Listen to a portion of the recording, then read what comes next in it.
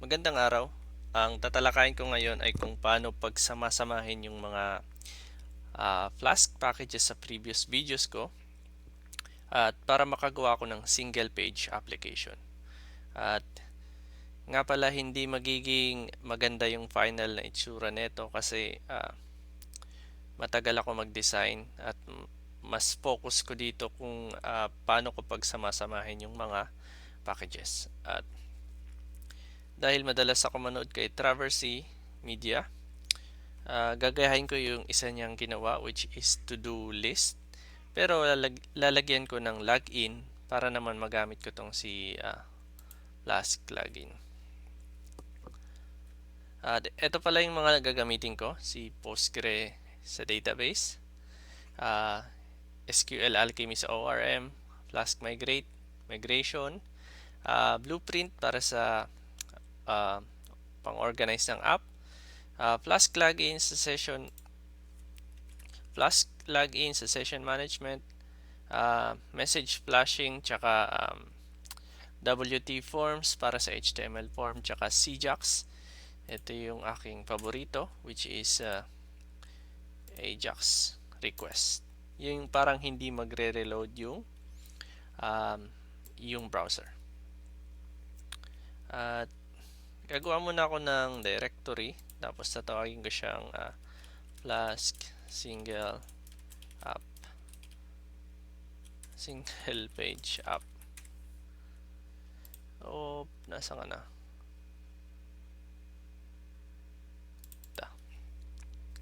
Tapos mag-open ako ng terminal. Terminal at gagawa muna ako ng blank na database at dahil Postgre yung gagamitin ko, sudo -u. Sinusubukan kong lakihan.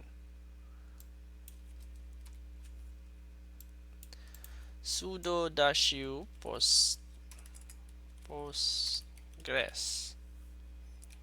Postgres, yan yung aking user, PSQL, Flask SPA DB test. Hindi pala PSQL. Create DB.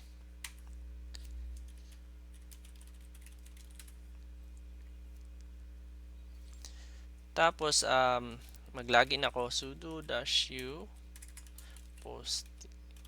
Ini-invoke ko lang na sudo super doer itong Postgre user ko. So sudo Postgres PSQL Flask SPA DB _test.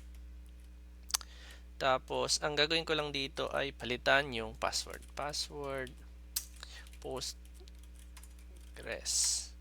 at 1, 2, 3, 4, 5, 6 1, 2, 3, 4, 5, 6 at Q para mag-quit. At yan, gawa na yung database ko, pero pwede ko pa yung i-view. Sudo -u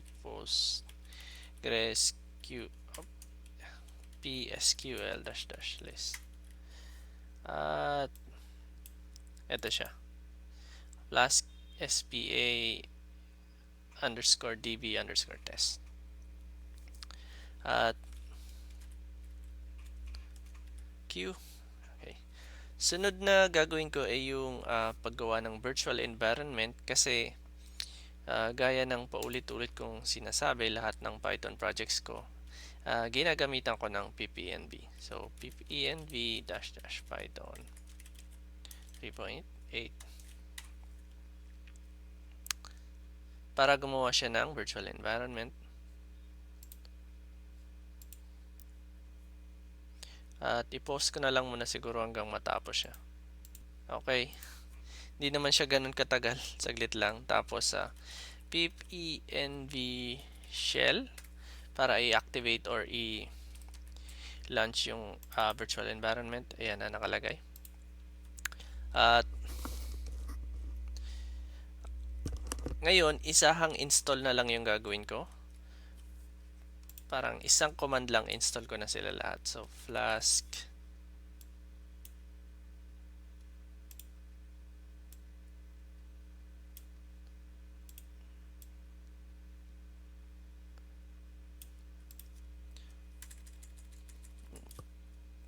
pip env.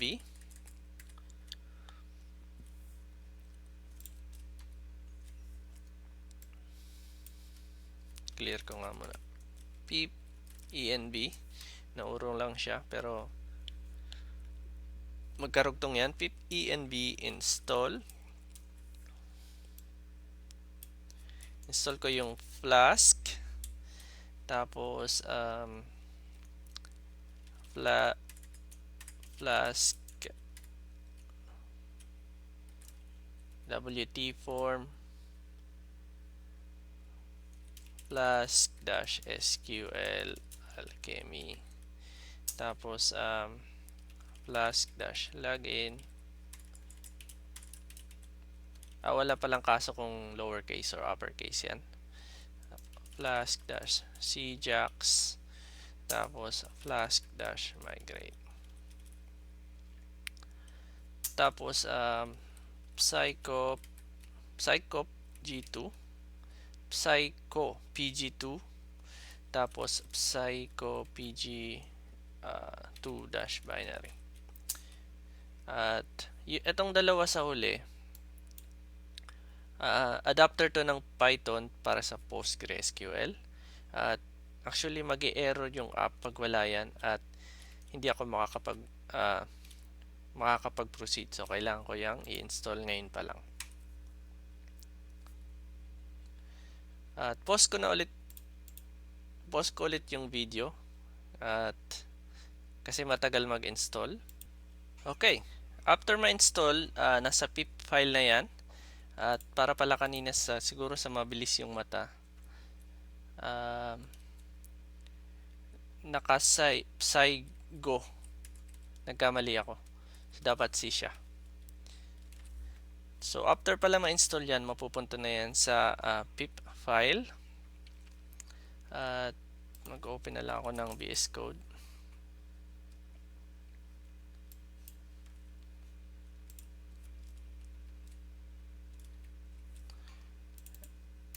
Yon.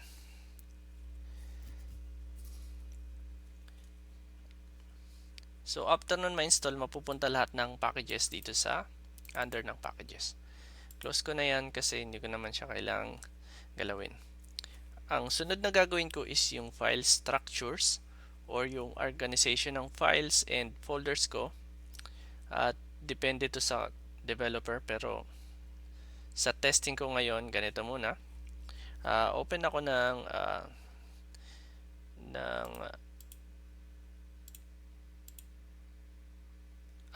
gagawa pala ako ng file app.py. Tapos ito yung parang entry point ng application ko. At mamaya ko nalalagyan ng code dyan. At ilalatag ko muna yung structure. New folder na main. At ito naman yung magsisilbing app mismo. So lalagyan ko siya ng __init__.py. At diyan ko i-instantiate yung app. At sa Python, pag nilagyan mo ng ganitong file, i-recognize niya as package itong folder na to. Tapos sa loob pa rin ng main, gagawa ko ng new folder na to do. Tapos magiging module yan, new folder na login. So pwede nyo isipin na modules tong dalawa. At sa loob pala nitong login, new file _init_.py, para maging package din siya. Tapos gagawa na rin ako ng new file models.py. Diyan ko ilalagay yung model class. Tapos new file forms.py. Ito naman yung wtforms. Tapos new file routes.py.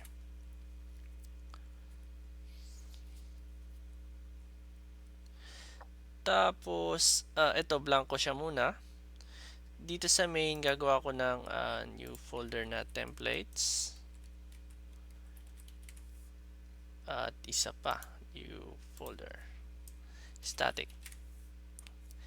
At itong yung area na to, templates tsaka static, mga default configuration yan sa Flask.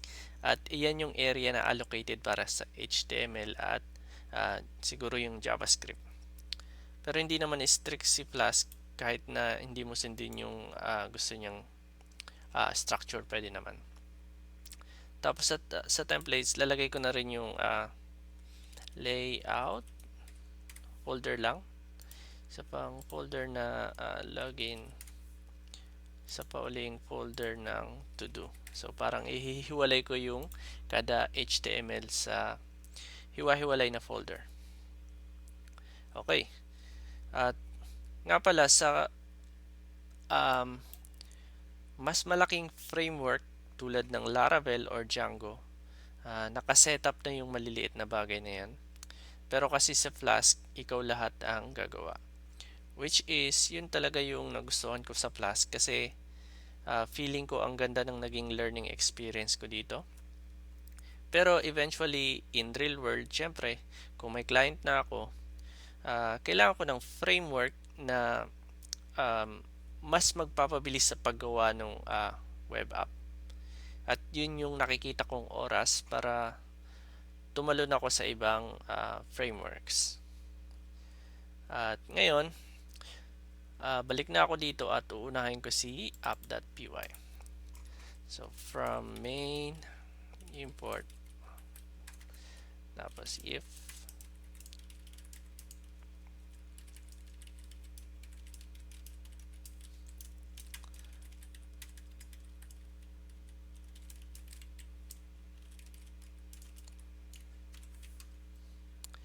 okay, so bali, in-import ko lang tong app na nasa loob ng main.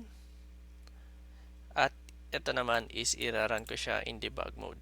Pero, syempre, hindi pa gawa yan. So, pupuntahan ko tong main at yung kanyang init. Tapos, para gawin yung application. So, medyo madami akong isi-set up dito kasi ang dami nito eh. Ang daming i-instantiate.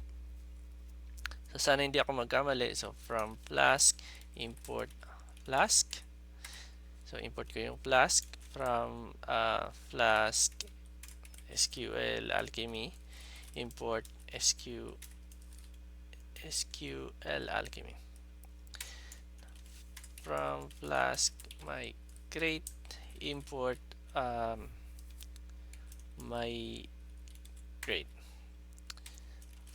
Import Flask-Sijax. Import OS. Okay, tapos na yung import ko. Lagay ko nga ng comment. Import modules. Imports. Tapos ngayon, instantiate ko yung mga bagay-bagay. Tulad nitong app is equals to flask _ name _ name. Tapos, kailangan ko maglagay ng mga configuration katulad ng app.config SQLAlchemy _database _URI. Sinisigurado ko lang na hindi ako magkakamali sa spelling. Tapos, ngayon, imamap ko naman yung database dito. So, Postgre yung gamit ko. PosgreSQL /Postgres. Ito yung username. /1 2 3 4 5 6. Yan yung password. Tapos, at symbol localhost. Kasi, nasa localhost lang tumatakbo yung database ko. Tapos, /Flask-SPA DB test. Yan yung pangalan ng database ko. Tama ba yung kanina? Subukan ko lang. Exit muna ako.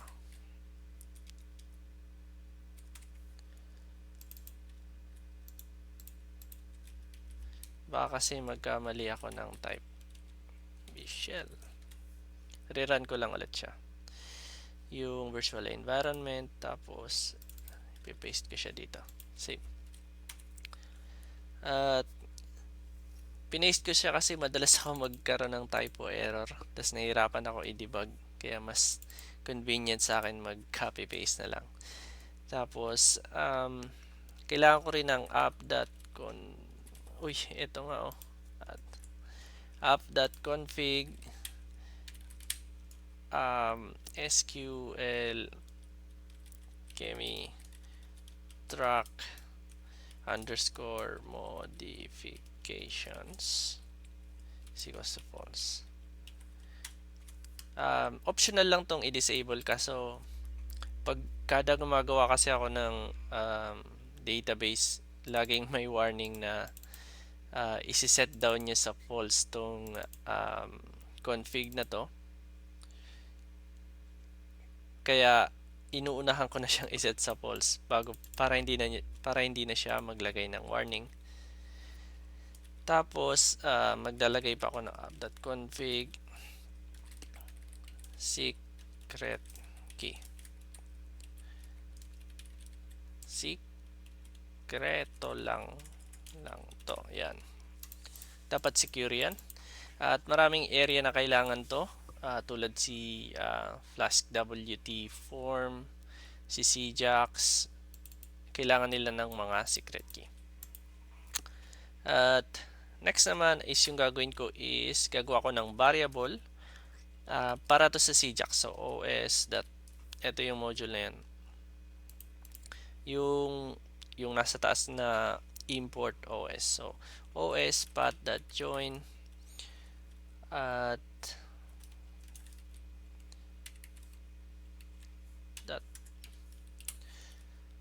tapos os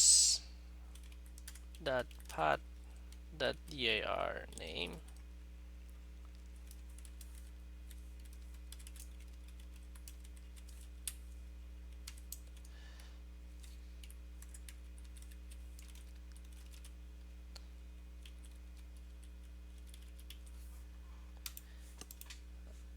Okay, so gumawa lang ako ng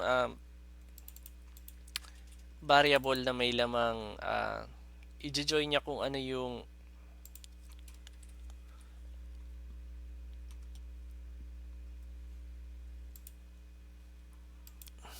i-join niya, sorry, nasisinok kasi ako.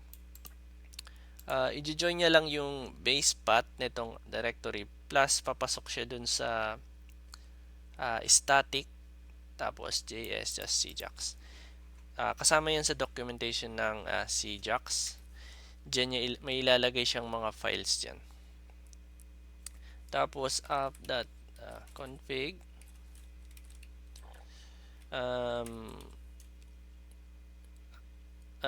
ilalagay ko naman yung path na yan dito sa config na Sijax underscore static underscore path. Tapos equals ko siya sa path. Tapos app.config Sijax JSON underscore URI equals to static JS Sijax JSON 2.js static JS Sijax JSON 2.js. Okay. Tapos ngayon instantiate ko naman yung database or yung DB is equals to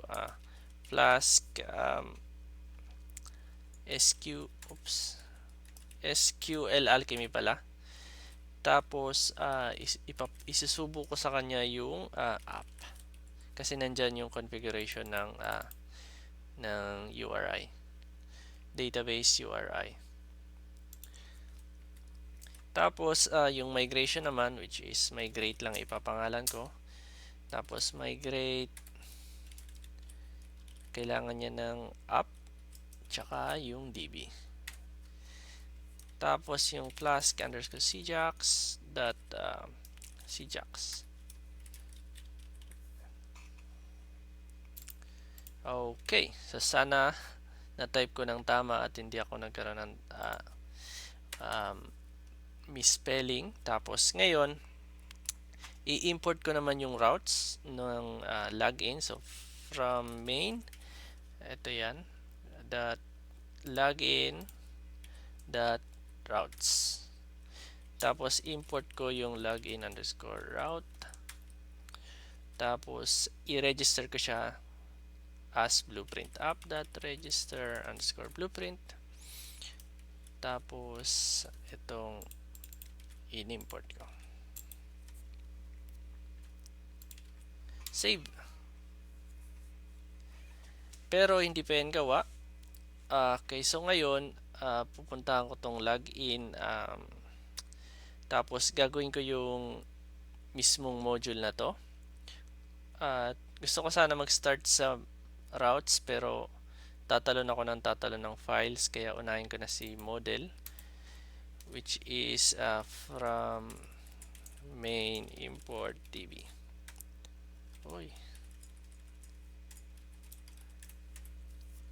At in-import ko tong db kasi magpapasa ako ng db.model mamaya sa model class from flask_login import user mixin, at pareho rin dito. Tapos class user mixin db.model. So itong user mixin tsaka itong user mixin ay predefined class at yung laman niya ay from Flask-Login, which is dito ko nga siya in-import. At in-input ko siya kasi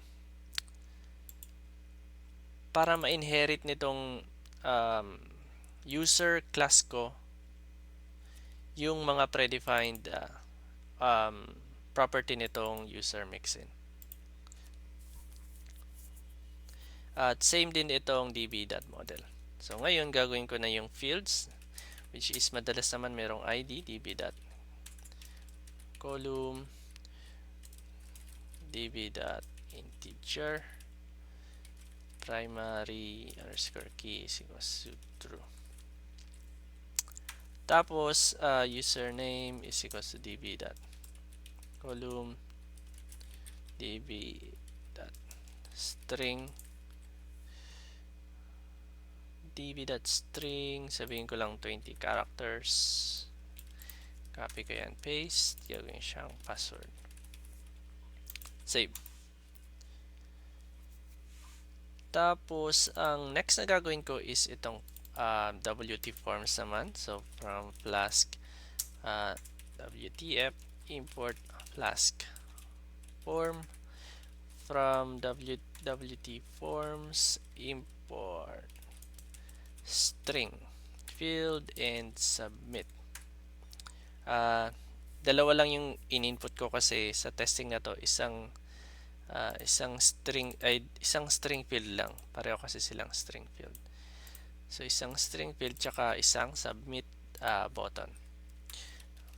From wtforms, lalagyan ko na rin pa siya ng basic na validators, which is import data required. At basically itong data required, ibig sabihin lang bawal yung blank entries. Tapos ngayon gagawin ko na yung login form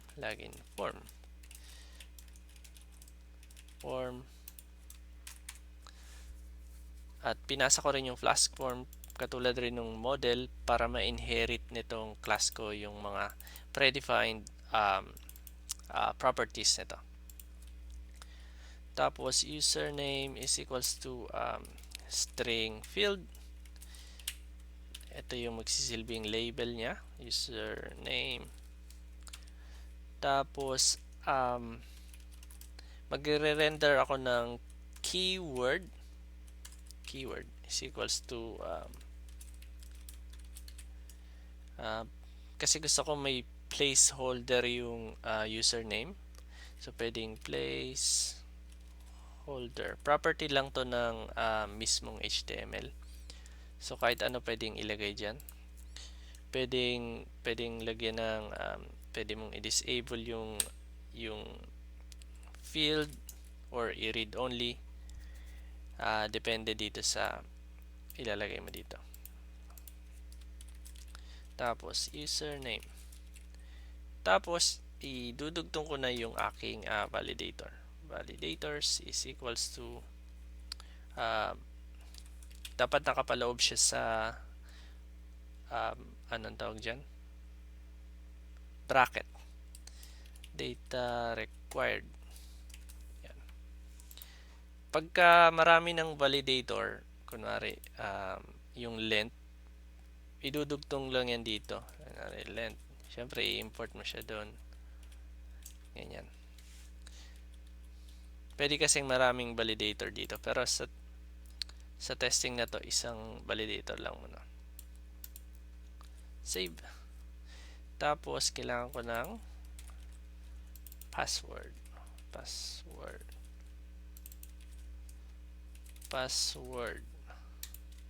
Save. Tapos pala kailangan ko ng submit_login is equals to submit field. Tapos wala naman tong placeholder, meron lang siyang value na login. At yung mga nakalagay dito, ito yung lalabas na name value. Tulad nito, mamaya makikita niyo.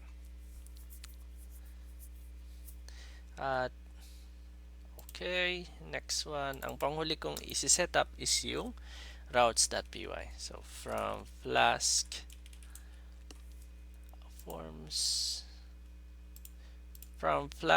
import blueprint, from main.login.models import user.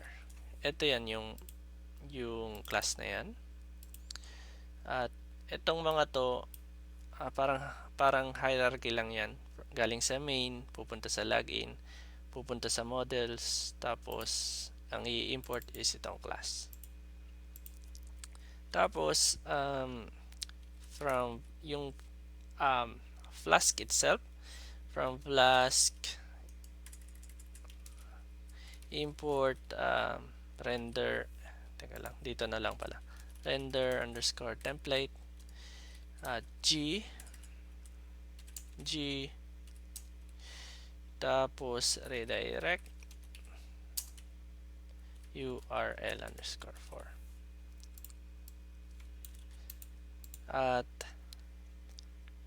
ito lang yung hindi familiar siguro sa iba. Yung G ay ibig sabihin yan global context siya sa Flask. At in-import ko yan para kay Sijax mamaya, para ma-determine ko kung Sijax ba yung request or normal yung request. Okay, tapos sunod, from main.login.forms import login form. Tapos import Flask_Sijax. Tapos so dahil pala etong user yung lalagyan ko ng session, kailangan kong i-import si from main import app, tapos from Flask_login import login manager, tapos login user.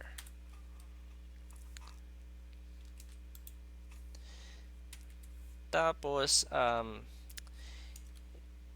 kailangan ko instantiate si login manager. Login_manager is equals to login manager. Tapos login underscore manager dot init app.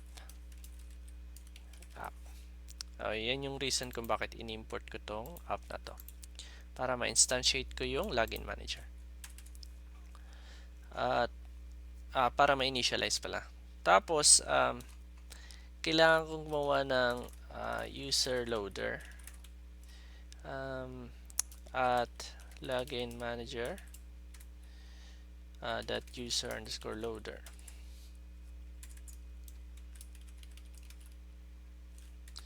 Tapos magde-define ako ng load user underscore ID. Tapos yung tinanggap niya is i-return niya, return user.query.get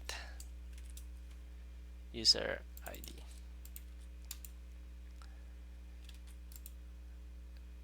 At pasensya na kung ang daming boilerplate nitong ito. At ang dami kasing packages niyan tsaka nga pala may separate videos ako sa kada packages na yan. At ang focus talaga ng video na to ay para magsilbing guide kung paano sila pagsamasamahin. Okay. Para naman sa mismong route, so app Flask-Sijax. Gagawa na ako ng actual na Sijax ready na route. So, route at login underscore route, which is hindi ko na define sa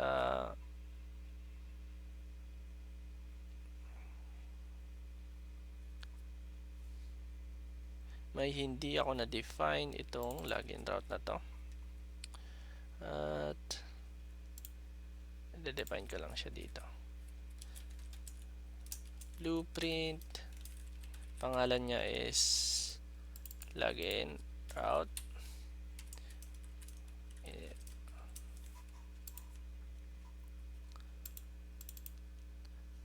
Teka nga.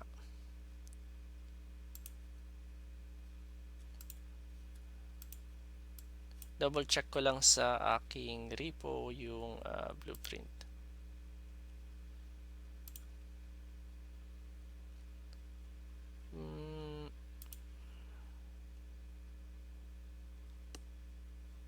Flask.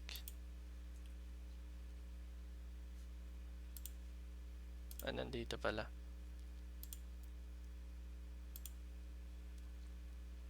Tama. Name.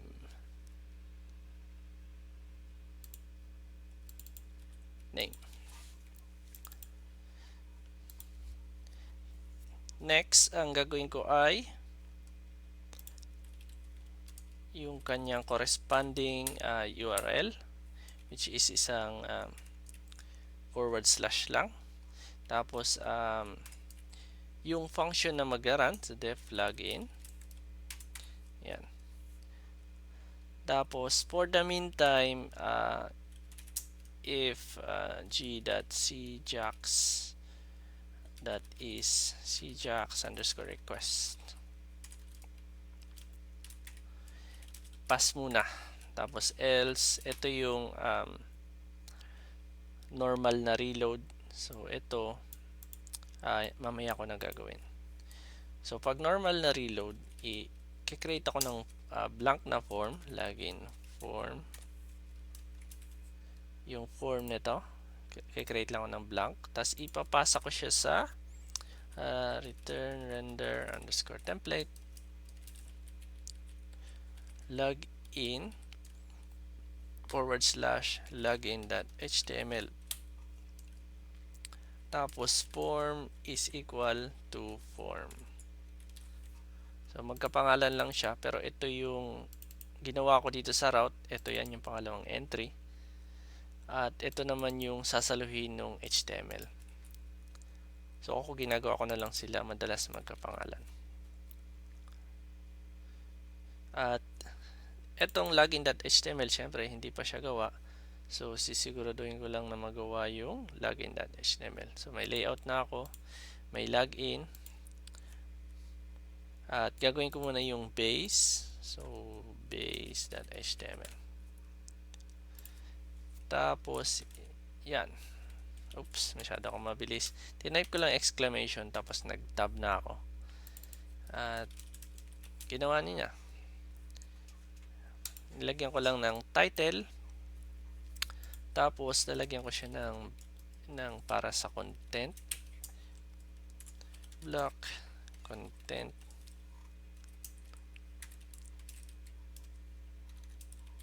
And block. Save. At tapos pala kailangan kong gumamit ng jQuery kasi meron tong Sijax.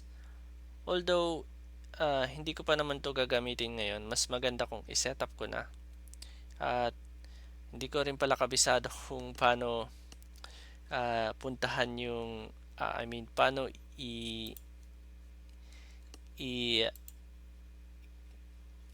hindi ko kabisado kung paano i-setup yon. So, pupunta lang ako sa aking repo. Tapos, hanapin ko si Sijax. So, dapat nandito siya sa templates, index. At yun pala talaga yung silbi nitong aking GitHub. Parang cheat sheet ko siya ng mga kailangan ko. Ganyan ako mag-code. Yung mga parang basic nilalagay ko dito, tapos pag may kunwari nasa ibang area ako, andali ko lang ma-access. Kagaya nito. So ilalagay ko na lang siya dito. Yan. Script tags lang naman to. Tapos tuturo lang siya sa jQuery, tapos ito rin papunta dun sa static. Wala pa yan. Kasi gagawin niya ni Sijax mamaya. At ngayon, dahil ready na yung aking base, gagawin ko naman yung aking content. So, login.html, yung part na mapupunta dito. So, kailangan ko syempre extends yung layout base.html. Tapos, eto na. Papalitan ko na yung content ng base na yon. Block content.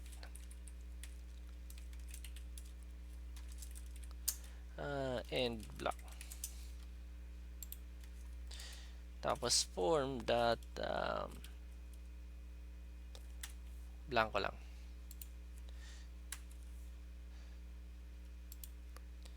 Tapos, lalagyan ko siya ng ID. Papangalanan ko siyang form_login. Tapos, wala ng action, pero lalagyan ko ng no validate. Kasi, pag wala nito, nagti-trigger yung default validation ni HTML. Minsan, pag blank, may something na magpa-pop up.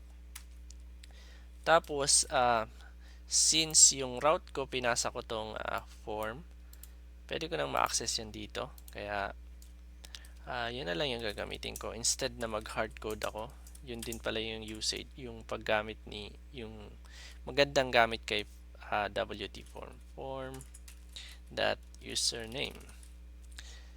Tapos, maglalagay na rin ako ng div ng username_error. Pang-abang lang to. Tapos, BR na rin. Dalawang BR. Para lang may next line. Copy ko yan. Paste. Control D para ma-select ko yung next occurrence. Tapos, password. Tapos, copy ko to. Dito. Tapos, submit_login. Tama ba? Forms. Submit_login. Okay. Save. At, grabe ang tagal. Pero, okay na yung setup. Yun nga lang talaga napakatagal. Pero ngayon, ready na yung basic app ko. So, hopefully wala siyang error. So, dito sa terminal, clear ko lang to. Tapos, type ko python app.py. Okay. At, so, ngayon, dahil nga wala siyang error, pwede ko na itong puntahan ng 1275. Yan.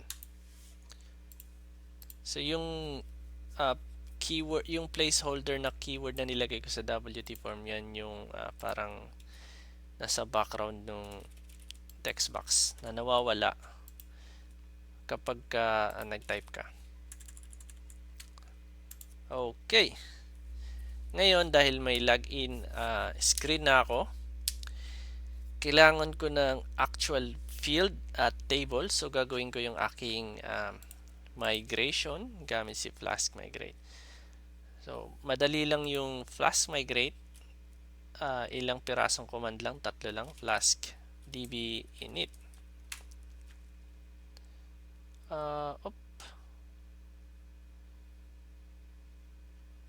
Flask db init creating directory. Okay, nag-create lang siya ng directory dito na Flask migration. At I'm sorry, migrations lang pala. Tapos para ma-migrate ko yung aking model, which is itong models.py.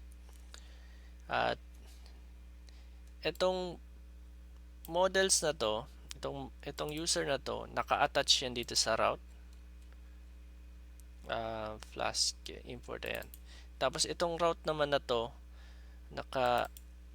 naka-import yan dito sa eto. So, pag Flask db migrate ako, mamamap niya na yan. Yan. Tapos, gagawa siya ng file dito sa under ng migrations. At ayan yung mga fields na nasa model class ko. So, may upgrade para i-commit, may downgrade din para i-revert. So, ang gagamitin ko is yung Flask db upgrade. And yun. Okay na. Meron na akong database at database table at database field. So,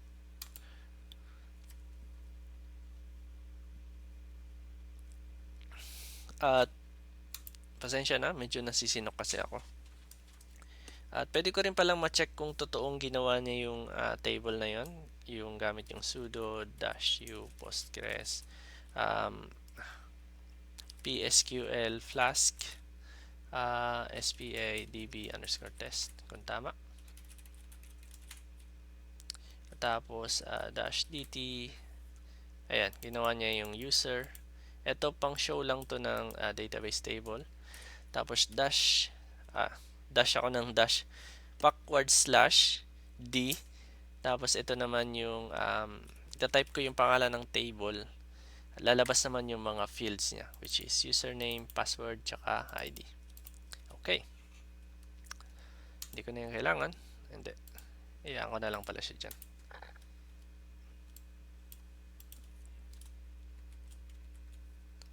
Clear. Okay. At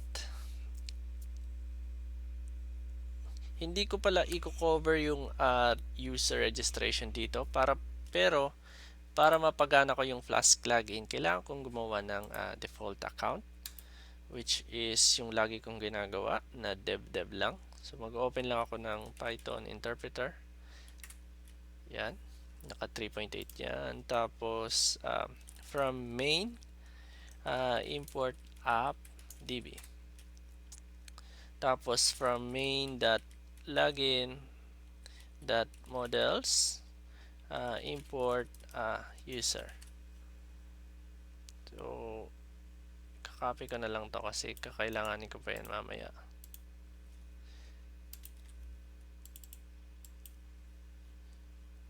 Pag nagawa na ako ng to do.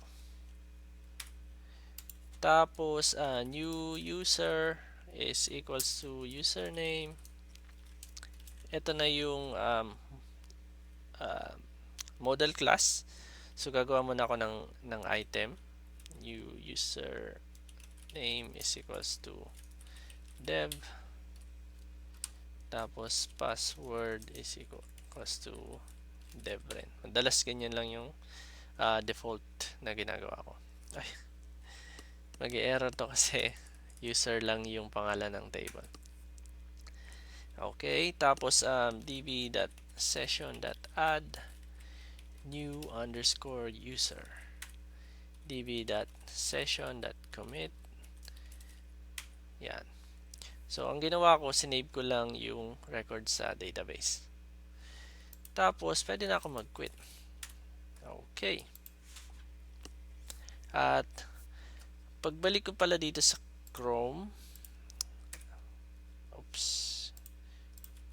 Python app.py. So, pagbalik ko dito, ayan o.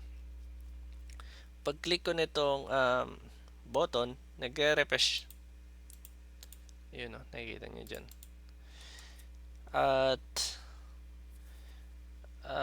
yan ngayon yung gusto kong i-handle ni Sijax. At para magawa yun, dito sa static area. Ito pala yung mga files na ginawa ni Sijax nung nirun ko yung application. So dapat hindi yan pakialaman. Pero kung interested kayo sa mga Sijax commands, nandito yung nakalista. Ito, HTML, attribute, process CSS, script, remove, yan. So, ang madalas ko lang naman gamitin dyan is yung HTML kasi madalas lang ako mag-render ng mga DOMs or magpalit sa server side ng mga HTML elements. Tsaka pwede rin yung script para mag-run ng JavaScript codes sa Flask route. Tapos nalito na ako. Kailangan kong gumawa ng new file sa static at tatawagin ko siyang custom.js. So minimize ko siya, custom.js. At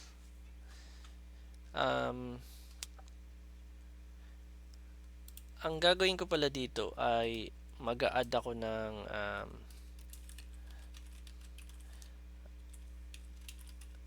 tatype ko lang tong document ready function. Actually hindi ako masyadong marunong dito sa jQuery. So kinakopy ko lang yung aking nasa cellphone function, and yep. So itong command na to or yung code na to, sinasabi ko lang na ilo-load mo yung nasa loob nito pag tapos na mag-load yung buong HTML page. So ang HTML page itong buong to. So after niya, minsan kasi pag mabagal yung internet, nasisira. So yung mga command dito nilalagay ng ganito. So dapat ready na yung buong HTML. Tapos mag-a-add ako ng document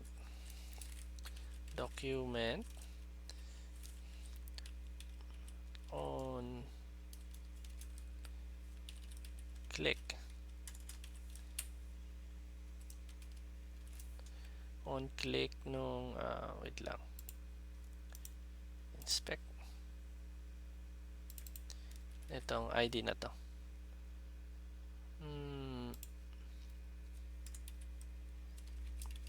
On click ng submit login.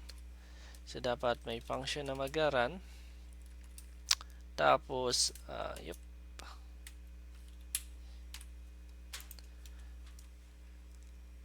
ang function na mag-run ay pwede ako mag-alert para ma-debug ko lang siya. Reload. Oops. Kailangan ko palang i-prevent yung default. Return false. At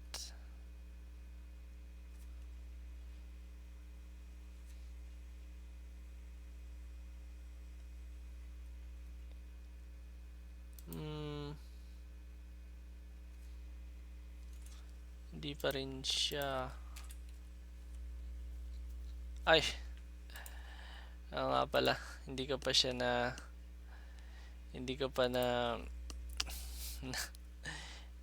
teka lang, copy lang ako dito sa aking hindi ko pa na-attach sa aking inquiry models, SPA templates,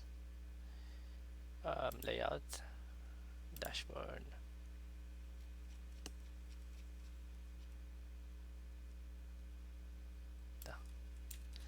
Tamad na kasi ako mag-type. So, kaya hindi siya nagre-reflect kasi yung aking base.html wala pa siya nito. So, ngayon, pinaste ko na siya.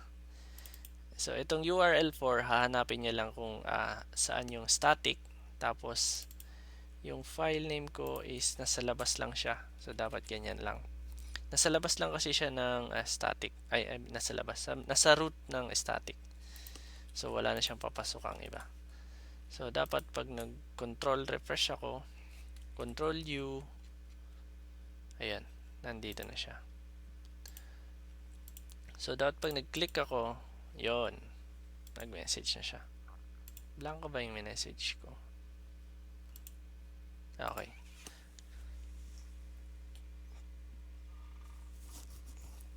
At, okay. So, dahil gumagana siya, mag-add na ako ng event listener. Ito na pala yung event listener. Mag-add ako ng process na tatakbuhin niya. So, Sijax.request. Tapos, tatawagin kong Sijax_login. So, ako lang yung nagpapangalan yan. Pero pwede yang palitan. Tapos, kailangan ko magpasa ng data sa kanya, which is yung form. Kaya Sijax.get form values. Tapos, ang form ay hindi ko kabisado. Anong pinangalan ko sa form? Yung ID niya is form_login. At lagay ko siya dyan. Form_login. Save. At ngayon, pupunta ako sa routes.py kasi ito hindi pa yan gawa. So, gagawin ko muna siya. Routes.py. Tapos, dito yan sa area na to. So, g.sijax.register_callback. Tapos, so may reason kung bakit callback yung tawag niya. Kasi, inaabangan niya yan. Tapos, Sijax_login_function. At, ito yung request. Tapos, ito naman yung kalakip na function na mag-run. Which is, hindi pa gawa. Kaya, kailangan ko siyang i-define. Sijax_login function. Ito, kahit na ano nang ipangalan nyo dyan. Basta, kunwari, magkapangalan X. Dapat ganyan.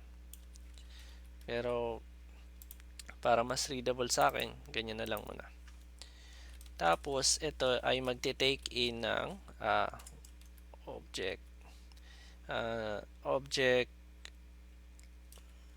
response. Okay, so required yan pag Sijax yung request. Tapos, bukod dun, kailangan ko pa ng isa pang expected na parameter, which is login form. At ito naman yung nasa custom.js ko. Ayan. So yung pinasa ko, syempre kailangan kong i-intercept. Tapos login form at data is equals to login underscore form. Okay. So ako kasi tamad ako mag-validate pa isa-isa kasi kunwari ang dami ng fields nung forms kasi ito ano lang dalawa lang. Pag marami na yung fields, tamad na ako mag-validate kaya inuutos ko yan kay Flask-WT-form, which is yun naman talaga yung purpose niya in the first place. So ito nag-instantiate ako ng form pero hindi yan hindi equal. So nag-instantiate ako ng login form tapos ipinasa ko yung data na nanggaling dito, ipapasa mo sa kanya. Tapos since may laman na yung form, pwede ko nang gawin yung form.validate. Yan. Tapos syempre ito na yung i-check after mo i-validate, check mo kung may error, check if error. So if form.username kasi yung field na yan, errors. So kung may errors, kung may error yung field na yan, ang gagawin ko ay object underscore response. Ito yan, yung pinasa ko. Tapos .html, tapos kukunin ko yung ID ni kung saan ko siya ilalagay, username error. Yan. Tapos kung ano yung ipapasa ko sa kanya, pwede akong mag hardcode nito na may mali ka, pero gagamitin ko na lang yung error message ni Flask-WT form, which is ito. I-join ko lang siya. Join form.username.errors. Ito nga. Ayan. Save. At login form.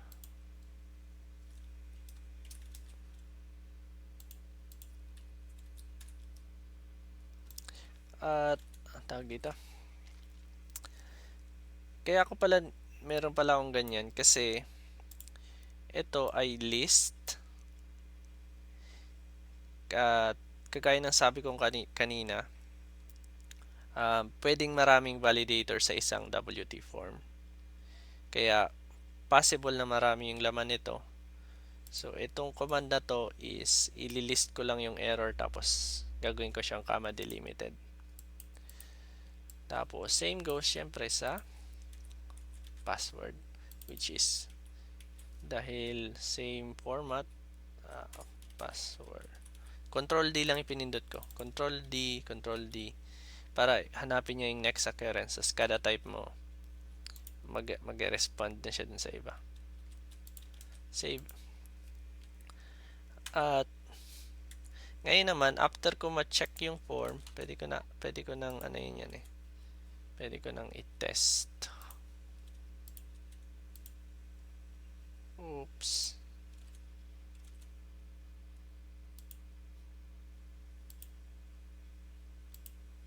Network. Clear.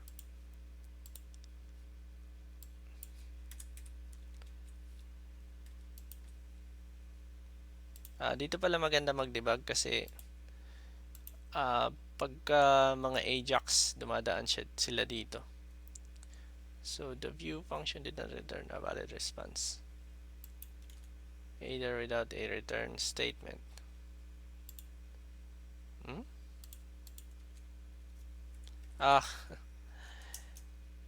So wala nga siyang return statement. Kulang ako dito ng tag dito,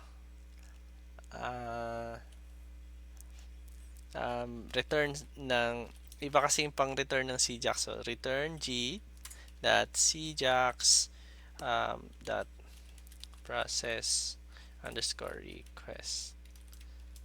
So medyo weird yung structure ni Sijax kaysa sa yung simpleng Flask application. So dapat yan. So actually parang ang pangit nung position nung login ko. So pwede ko tong palitan ng span para inline siya. Yeah. Yon. Kasi natulak naman siya. Yan. Yan. Pero hindi niya nagre-refresh. Ayan o. Lahat ng activity dyan nandito. Natatrap. Yan yung response. Ayan. Okay. Tapos, may ilang bagay pa akong kailangan gawin sa routes. Siyempre, kailangan kong check if valid user. So, sisimplihan ko na lang. So, existing underscore user is equals to parang object to. Tapos, i-query ko user.query.filter underscore by tapos username is equals to form.username.data. Okay, so kung ano yung laman nitong form. Kasi itong login form, pinasa ko dito sa form. So, nandito na siya. So, dapat pwede ko na ma-access yung data nun. Same goes sa password. So, copy ko na lang to. At gamitin ko tong Control D, password. Yan. Tapos, syempre, first, isa lang kasi yung gusto kong kunin. Tapos, maglalagay ako ng condition na if existing user, pass muna. Tapos, else, ang gagawin ko ay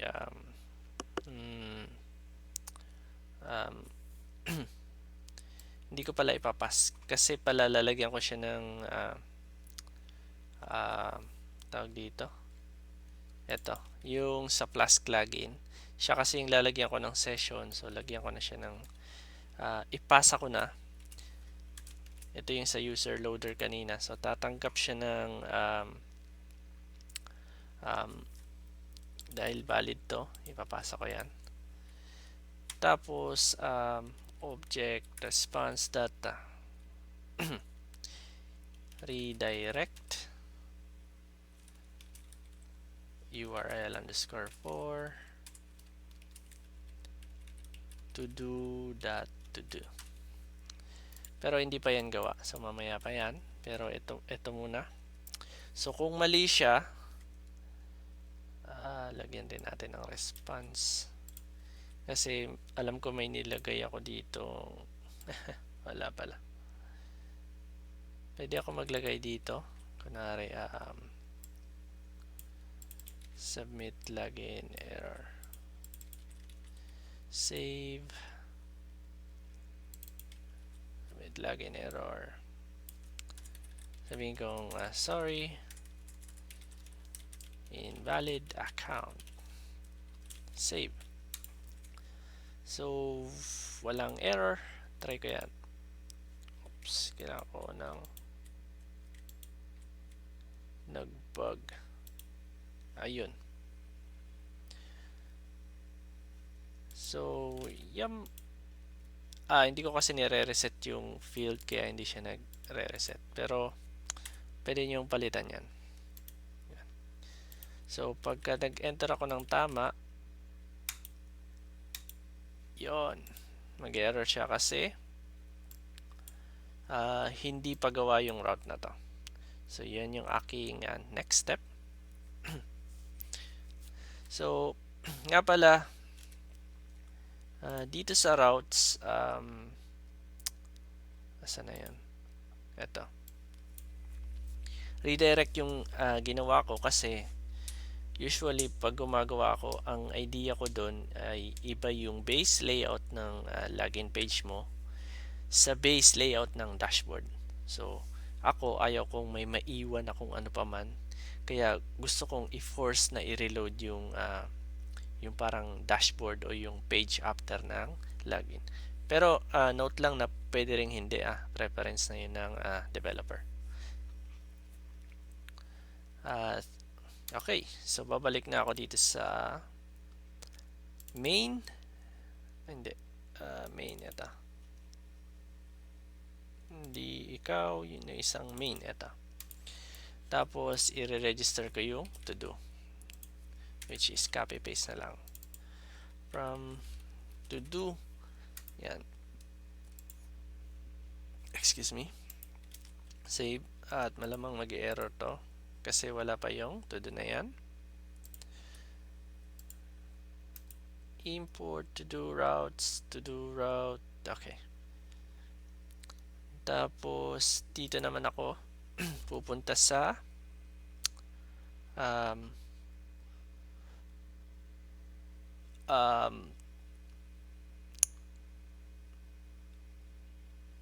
to do. Medyo nabablanko na ako. At actually gagawa ko ng mga files dito na init_py, tapos file models.py, new file forms.py, oops,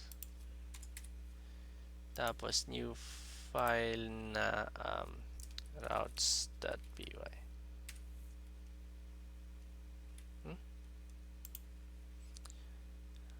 Ito ba yun? Hindi. Ang liit kasi ng screen ko eh. To do, asa ka na?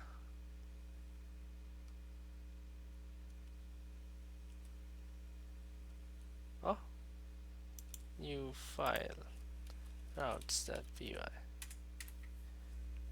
Okay. At kahawig lang siya nung login module kasi isang module din tong binabalak kong to do. So syempre katulad kanina, mas gusto kong magsimula sa models from main import db, tapos class to do db.todo model, tapos id, teka nga, gusto ko na siyang i-copy dahil copy ninja naman tayo, same lang din naman. Bakit hindi ko pa dinalawa?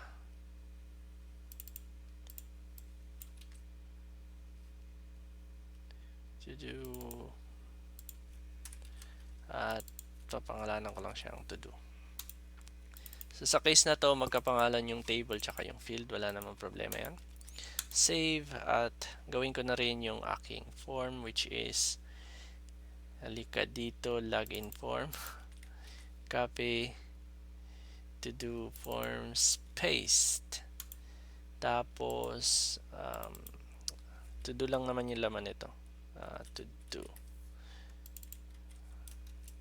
to do, and wala akong password, tapos submit to do.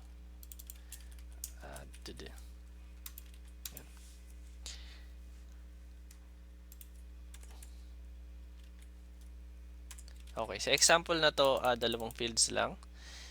Yung form, hindi ko naman kasi kailangan yung ID sa form sa ngayon. Kaya okay na yan. Tapos, kailangan ko nang gawin yung routes, which is kailangan ko na namang i-type to. Pero kasi pag kinapy-paste ko to, may mga naiiwan akong hindi kailangan. So, from Flask import Blueprint from main.todo.models import to do. In-import ko yung model class kanina. Tapos from main.todo.forms import to do form. from main. Di ba parang ang weird, hindi niya sinabi sa akin kung ayun. Pero yung to do form hindi niya kasi to do forms hindi siya nagbigay ng IntelliSense kasi hindi ko ni-rename yung pangalan ng form, which is makes sense. Akala ko ako yung mali, akala ko siya yung mali pero ako pala. To do form, and then import ko na rin pala yung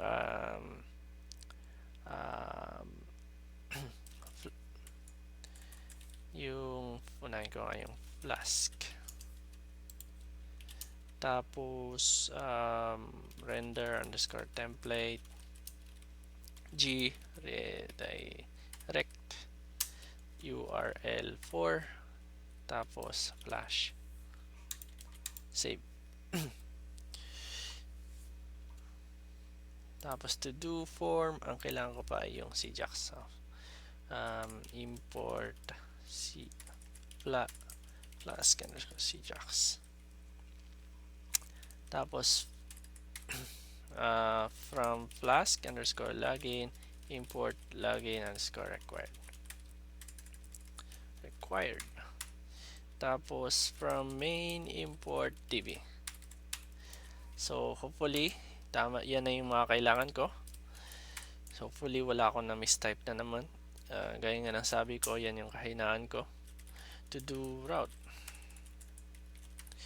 Tapos hindi ako sanay talaga nagsasalita pag nagta-type. So to do route blueprint. Tapos pangalanan ko siyang to do kasi yan yung tinawag ko sa kanya, yan yung sa login routes. Ito to do. Kaya para hindi mag-error, to do underscore name. Tapos saka gagawin ko na rin siyang Sijax ready. So at Flask underscore Sijax dot route. Tapos ipasa natin to plus yung URL to do. Tapos at login underscore required. Tapos yung function na magra-run pagka tinawag tong route na to, which is to do lang itatawag ko. And kagaya ng ginawa ko kanina, uunahin ko muna yung tawag dito, yung normal na yung condition kung Sijax ba yung request or hindi. So if g.sijax that is Sijax underscore request, pass muna. Tapos else, malamang normal request to. So form is equals to to do form, which is yung nasa taas na to do form. Tapos data is equals to do dot query dot all. Yan. Kasi gusto ko sa to do form pagsamahin na yung yung input form tsaka yung listahan para lang for demonstration purposes. So return render underscore template to do / to do .html plus form is equal to form. Ipasa ko yung form tapos ipasa ko na rin yung listahan ng existing record. Save. Okay. Ngayon, it's time na gawin itong to do.html, which is supposed to be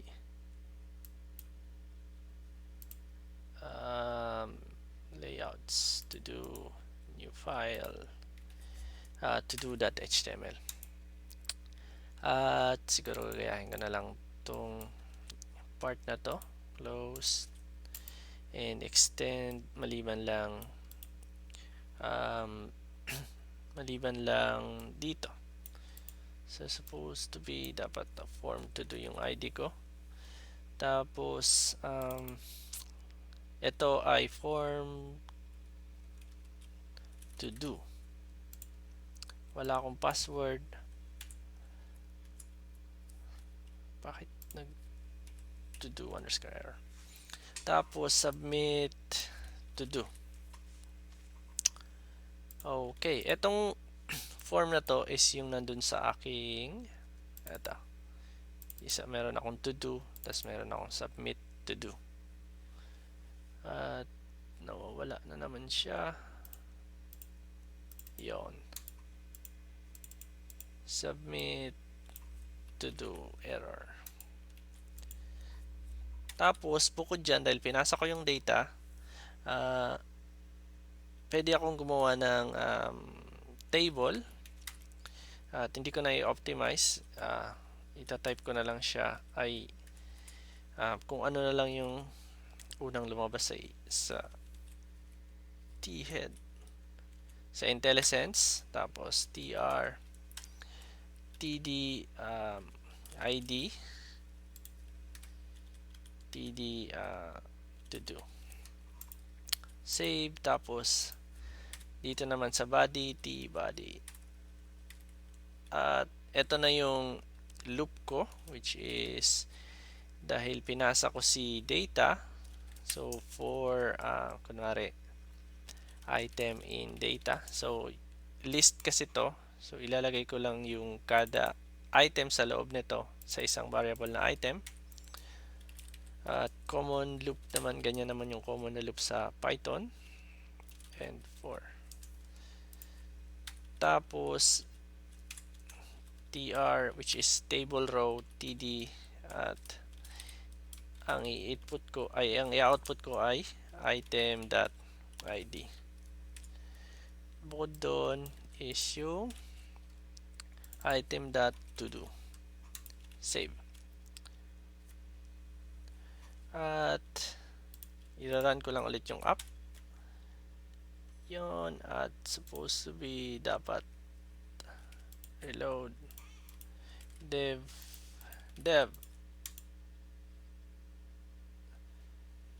psychopg undefined from to do. What?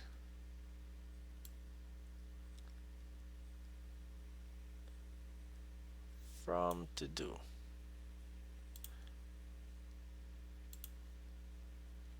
Nilagay ko na siyang pip file psychopg binary.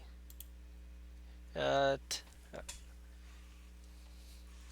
never ko pa na-encounter yung error na yan, pero try ko nang i-debug, which is si model class to do db.model db.column db.integer primary true to do db. Well,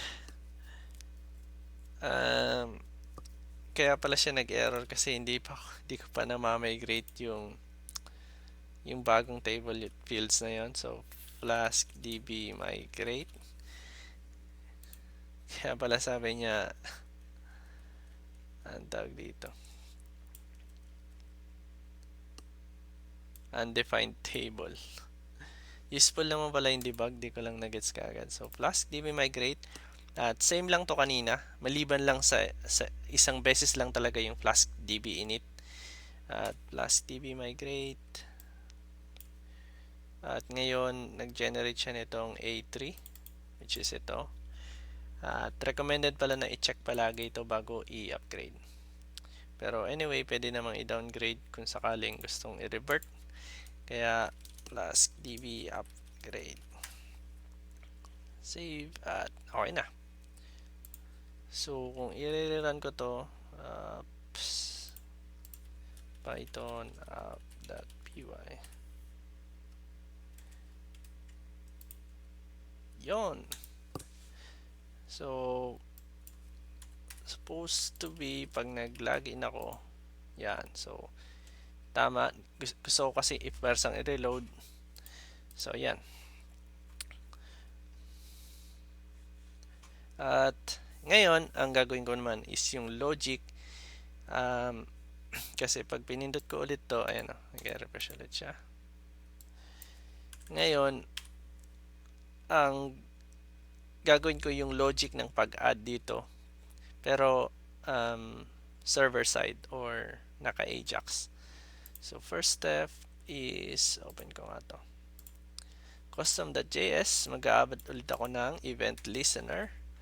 Ngayon, para naman sa to do, which is inspect natin, copy ko yung ID. Okay, ikaw yung lalagyan ko ng listener. Tapos yung form name is form to do. Ikaw din yung ipapasa ko. Okay. So yan, pagka sinave ko yan, dapat wala nang, hindi na siya nag-reload, pero malamang nag-error yan dito. Kasi hindi naman existing yung tinatawag kong ito. Tapos dito naman sa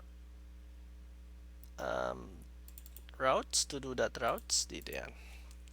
So gagawin ko naman yung g.Sijax dot, copy ko na lang to,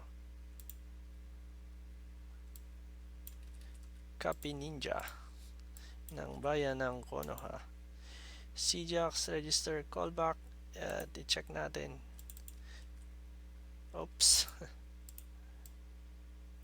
Ito pala yung isang mali, buti na lang magka-copy paste ako. So copy ko to kasi ito yung gusto kong i-request, at ipi-paste ko siya dito sa to do routes. Yan. Tapos Sijax to do underscore add function. Yan. Okay. Tapos continuing, kailangan kong gawin to. So def Sijax to do function, to do add underscore function, object response, tapos to do form, at yan. So gaya kanina, ipapasa ko yung value nito sa form, to do form, tapos data is equals to do underscore form. Ito lang yan. Tapos dahil tamad nga ako at gusto ko si wtform ang mag-validate nun para sa akin, iutos ko na lang sa kanya. So ngayon, kung merong error, if form.todo.error, pwede kong kopyahin tong part na to. Tapos palitan ko to. Yan. Pero kung walang error, pass. Kung walang error,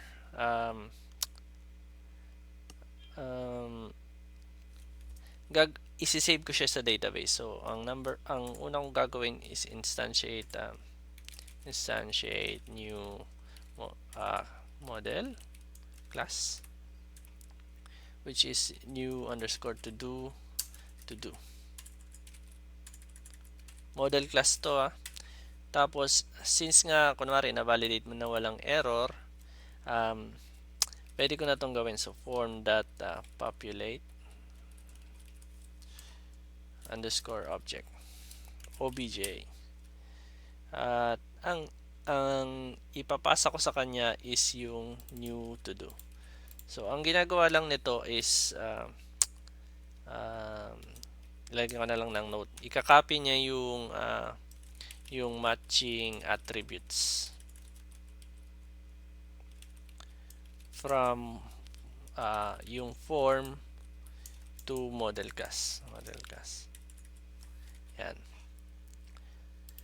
Kasi kunwari itong form validated na, ang pinakamadaling paraan para ilagay mo siya sa model class, rather than type new to do is equals to form to do that data. Kung 10 na yan, mahirapan ka na. Ngayon, ito lahat ng matching attributes ipapopulate niya. So mas pinadali, pero take note lang na lahat ng attribute. So kung may gusto kayong hindi isama, kailangan tanggalin nyo dyan. Tapos after ko i-populate yan, i-commit ko na siya. So db.session.add, tapos new to do, db.session.commit, save. Okay,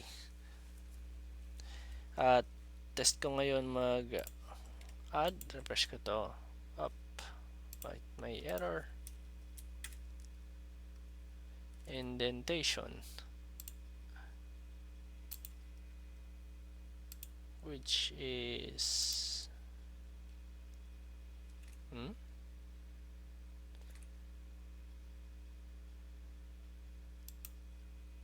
anong mali dito?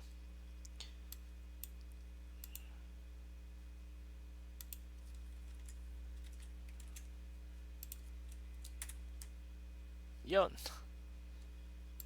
So reload, at may error siya na string field object has no attribute errors. Sobra ng R. So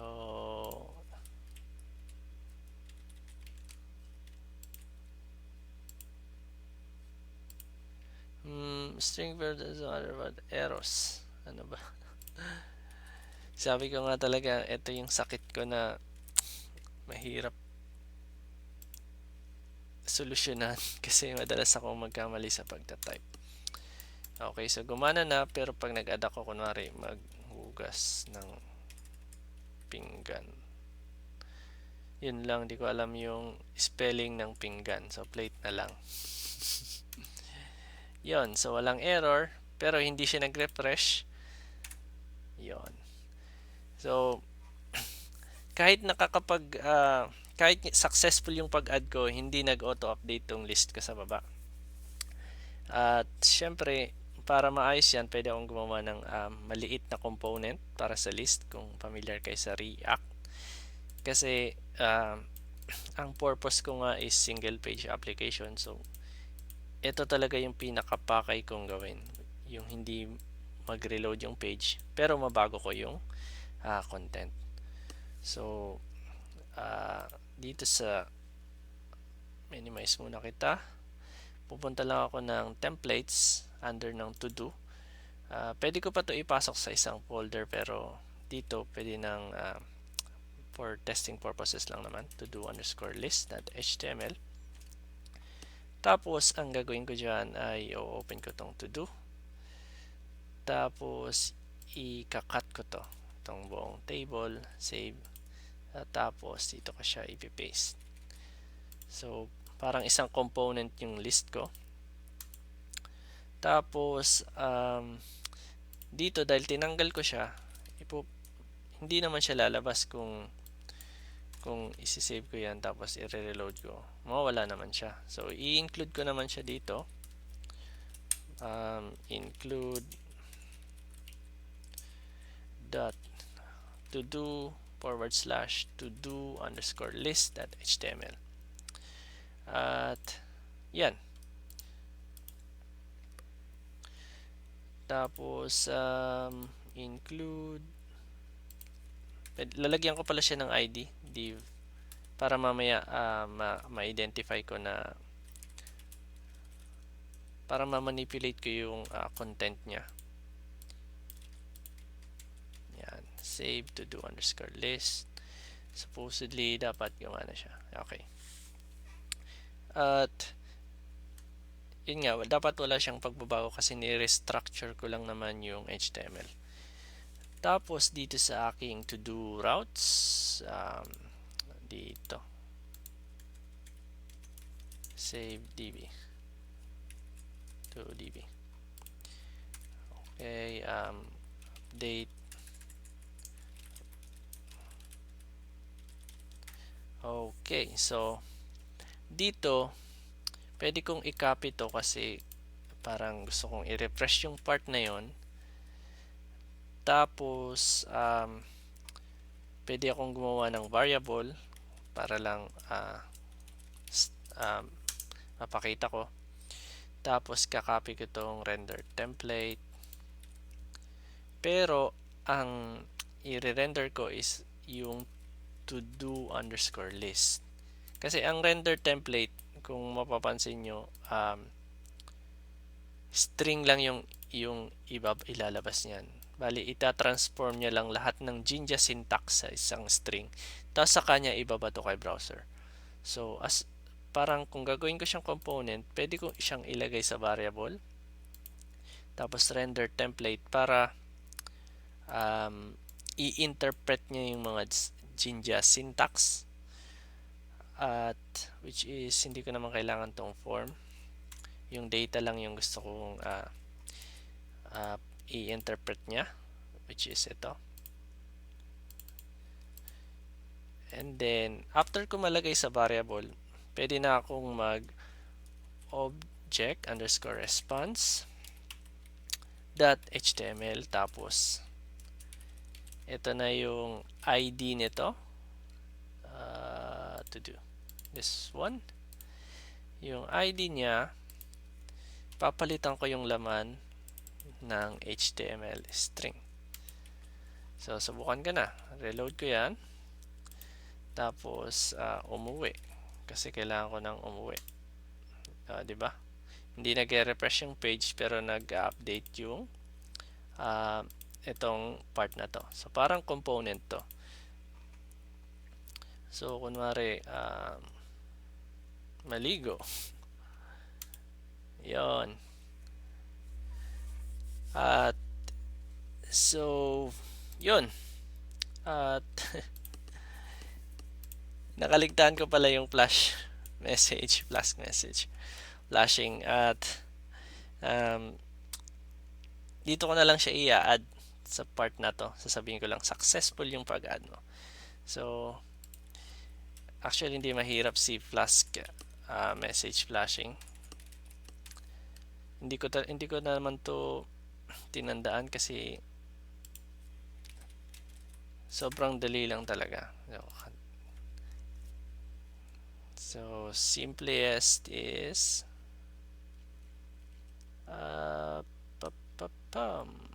eto, copy.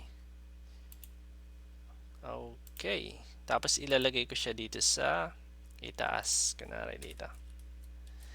Pag pinaste ko yan, tanggalin ko to, tapos gawin ko na lang div yung message. At parang si message flashing kasi sa Flask is parang global variable or parang isang context din siya sa Flask. Tapos dito sa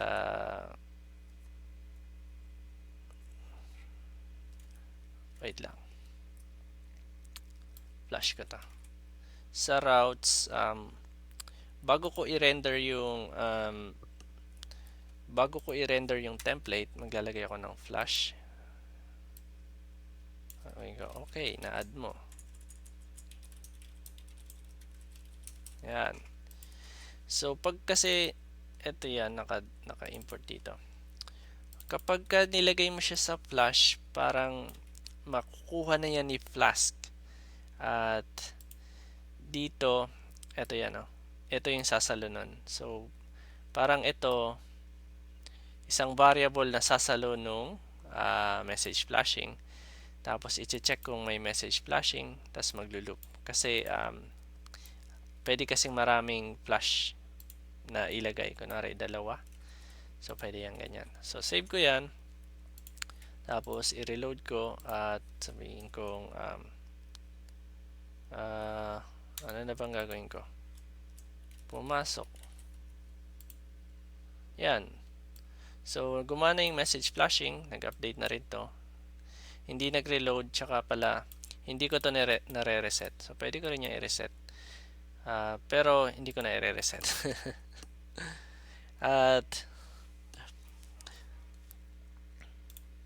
yun.